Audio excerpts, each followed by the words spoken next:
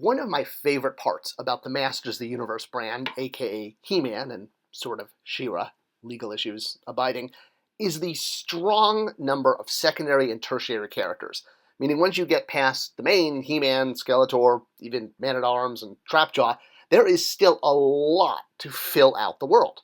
And one of the more popular enduring characters has been Fisto, who has appeared in pretty much every Masters of the Universe toy line that's been done. And while he does have, shall we say, well, I guess an unfortunate name in the sense that, well, being called Fisto brings up, I guess you could say, we'll just put it as adult activities that don't need to be discussed any further because this might be children watching this channel. But this is, of course, with the combination of illusion names plus internet equals fan memes. Yes, it's basically a very reliable formula, and let's just say Fisto has fallen into this trap very quickly. In fact, it is a trap because a lot of vintage material tends to get edited and turned into memes that are just not factually true. I'm sure this is the most infamous of them, where Fisto on the ground is telling He-Man how he fisted quite hard, but he actually fought hard and defeated them all, if you actually go and look at the source comic panel. So yeah, fans do like to make edits for humor. Hey, it's the internet. Of course, Kevin Smith took this literally and actually had him say this in Revelation. I cannot believe he went there, but hey, they also made jokes about, no love, no glove, and I don't know, lots of Star Wars references for a He-Man show, what can I say? But it had Fisto. It had Fisto running into action, and we haven't seen him in animation since the 2000X show. He's remained extremely popular, and this really does go back to when he came out in the vintage line, because Fisto was kind of the headliner for the 1984 line extension. The toy line originally launched in 1982.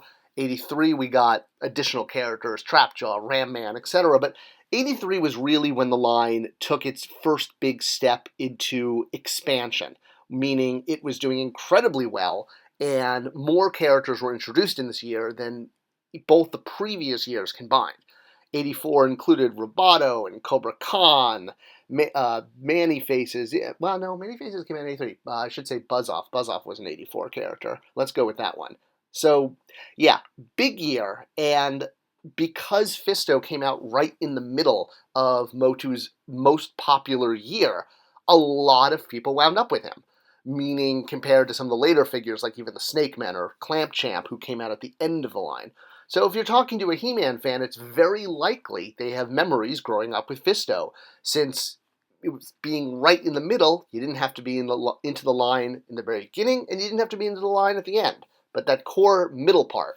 And that was kind of the Fisto Jitsu age. Sure, He-Man versus Skeletor was set up as the main protagonist, but yeah, when Fisto and Jitsu came out, they, for a while, kind of stepped up, and a lot of people thought, oh, hey, is this what the line's going to be about now? They both had similar action features, really awesome oversized hands, and, of course, robotic horses. In fact, that's one of the more important things about Fisto. He's one of the only secondary characters in the Masters of the Universe brand that has his own mount. Originally, Stridor, the robotic horse, was designed as an alternative mount for He-Man to bring in more of the technology aspect of the brand that paired with the barbarian aspect to make a very unique visual. Well, it wasn't too long before it was clear that He-Man and Battle Cat really were tied together, especially with the Filmation series now airing and that becoming a huge part of He-Man's sort of transformation. So fate stepped in, and Stridor the robotic horse wound up, by default, kind of just going to Fisto. I don't really know why originally they put him in the saddle, and there have been times when both he and He-Man have shared their robotic horse. But what really set Fisto apart was the fact that he was the only secondary character the only other character besides He-Man and Skeletor that came packed with his mount. Actually, wait, did Hordak come with that giant bug? He might have, but Hordak was a main character. Fisto is absolutely a secondary character, and having him come with a large accessory, or a mount that's his own, really basically tied the robotic horses to both Fisto and Jitsu, and it also added to the whole antagonist and pairing. So, as I noted, Fisto has been showing up in virtually every Masters of the Universe line. Heck, sometimes he shows up in multiple looks.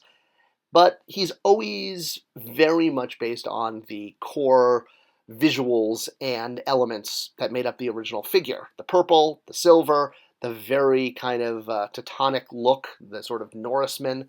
When he was put into the 2000X series, the Mike Young production show that ran 2001 and 2002, not only did he carry forward all of his traditional visual clues, but proper updates were added, such as some headgear, as well as the anti-Snake Man logo that everybody got in year 2 when the brand was remade as Masters of the Universe versus the Snake Man. Not to mention, he gained a giant pincher weapon and a huge sword, which unfortunately got cut. Now, the other big thing about 2000X is Fisto lost his name, and that's because of this guy. So, yeah, when you've got a Star Wars character with the same name on shelf, unfortunately, that name then becomes unavailable.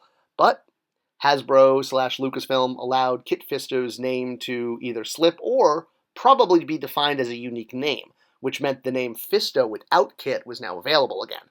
So, even though he was called Battle Fist on package, Fisto was still his name on the show, and by the time Classics rolled around, we were able to get the name back and separate him from Kit Fisto, so fans could know that they were two completely separate characters that just happened to share a similar arrangement of letters. In the 2000X series, his origin is really delved into for the first time. In Filmation, he's more of a woodsman. Now he's an actual warrior who has a history. One, he does have, well, would you call it a deformity, or would you call it an addition, a growth, a mutation? I don't know what. But he has a giant arm. And he talks about fighting in battles known as the Great Unrest. This was a series of wars that took place about 20 years before Prince Adam was born, when Prince Keldor, that's pre-Skeletor, and Prince Randor fought together against Marzo, who was a dark magician.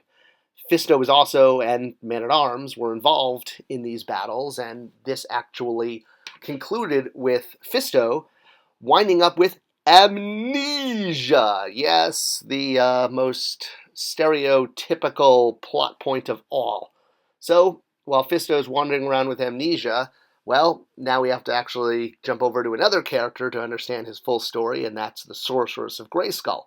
While traditionally she's been tied to the physical castle and unable to leave, in 2000X a slight change was made to this, and she went on a bit of a wanderlust, where she wandered around Eternia and eventually found, met, and fell in love with a mysterious warrior with a bandaged arm, with no memory of his past. Now, it was never fully revealed on the show that this bandaged arm warrior was Fisto, although it's kind of pretty clear by the fact that he's got a bandaged arm.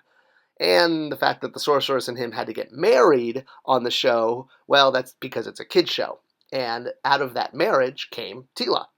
On the Filmation series, Teela is definitely the sorceress's child, but who the father is never revealed. Man-at-Arms, i.e. Duncan, is her adopted father. And I always thought this was such an important part of the brand. In Revelation, the Netflix show, Man-at-Arms was made the physical father of Teela. But looking at the official family tree that was put out for the 2000X show, and this is a Mattel document, actually shows the whole full true story.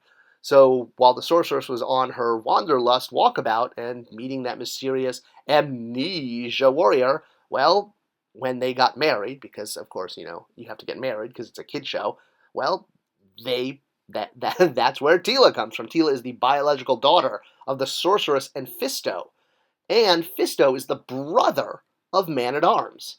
So yes, adoption is extremely important and should be celebrated. And it's one of the reasons why I really like the Man-at-Arms Duncan-Teela relationship, because you don't get that many positive, aspirational, adopted child stories in pop culture. And adopted parents are heroes. They're amazing people who change children's lives. And that's why I always I felt strongly that the storyline should be kept that Man-at-Arms was the adopted father. And the fact that Fisto was the actual biological father, but Teela referred to him as her uncle, being Man-at-Arms' brother, just added cool drama and, let's just say, I don't know if the devil's exactly laughing about this, but Well, the way the storyline would change over the years, I think that 2000X did it the best, especially when you look at Revelation and some of the other changes they made, like, oh, I don't know, having Evelyn's parents try to eat her. All right, enough of that. Going back to Fisto, he is absolutely a classic. And one of the best parts about him is he's on shelf right now. If you go to a toy store, there's a good chance you're going to find a Fisto hanging on the pegs. Maybe the Origins one, maybe this Revelation Masterverse one. Probably not the Classics one, but there were some issues with that where he wasn't produced in the right quota. It's a whole other story. And believe me, I still have nightmares about it, and I honestly so apologize to fans. What really makes him stand out, though, and I think last the decades, is the fact that he's one of the only characters in the Motu brand that has that very Nordic Viking quality. And with a brand that is steeped in barbarian lore and visuals, the sort of token barbarian warrior who, oh, I don't know, has a robotic arm. I mean, come on, everyone's always cooler when they have a mechanical robotic arm. Anakin got way cooler when he had a robotic arm, right?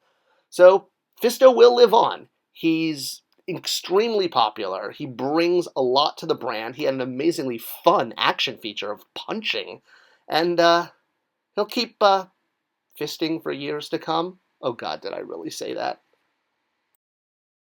I hope you enjoyed this in-depth look at one of the more popular secondary characters in the He-Man world. What other characters would you like to see spotlighted like this? Let me know in the comments below. Do you have any personal Fisto action figure memories you'd love to share? Leave those as well. I always check the comments and comment back. Thanks for sharing and watching and subscribing, and I'll see you guys in the next video.